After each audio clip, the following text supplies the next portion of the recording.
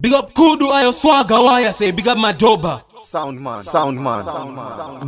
Big up Mula, it's a brain jar. Ayo say Mula, why I say. Big up Equation, hey, back sector. When me say sound man, fire. When me say back sector, fire.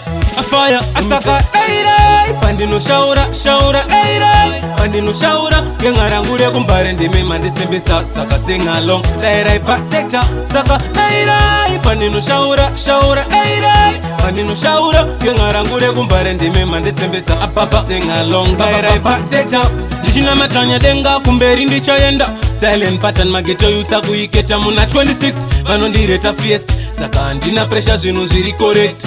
Akumata pito bika na pitapi vanonditemba vanoketa tori lisandandi. Chipati jema lava fambise ngoma ndisingatipe papa lava changu chimkoma. Asaka dairai pandino shaura dairai pandino shaura kengara ngure kumbare ndime mandisembe saka sing along. Dairai back sector saka dairai pandino shaura dairai pandino shaura kengara ngure kumbare ndime mandisembe saka sing along. Dairai back sector opposite to national vanoti don't worry nyangwe vakakusaiza kunge chiko chikari ova palevo rekudhura kunge motikari. No pressure but this sector don't hurry. Azvina nguva ndaona vatanga kukutsoga mafriend enemy ungwarire mabadistaba semashamwari vachauya vari mapretender ungwarire bad sector. Asaka dairai pandino shaura dairai pandino shaura kengara ngure kumbare ndime mandisembe saka sing along. Dairai bad sector saka dairai pandino shaura dairai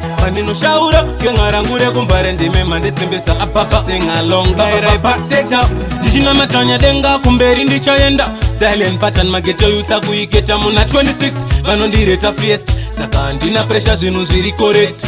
Akumata pito bika na pitapi vanonditemba vanoketa tori lisandandi. Chipati jema lava fambise ngoma ndisingatipe papa lava changu chimkoma. Asaka dairai pandino shaura dairai pandino shaura kengara ngure kumbare ndime mandisembe saka sing along. Dairai back sector saka dairai pandino shaura dairai pandino shaura kengara ngure kumbare ndime mandisembe saka sing along. Dairai back sector saka dairai pandino shaura dairai pandino shaura kengara ngure kumbare ndime mandisembe saka sing along. Dairai back sector saka dairai pandino shaura dairai pandino shaura kengara ngure kumbare ndime mandisembe saka sing along. Dairai back sector back sector back sector saka dairai pandino shaura dairai pandino shaura kengara ngure kumbare ndime mandisembe saka sing along.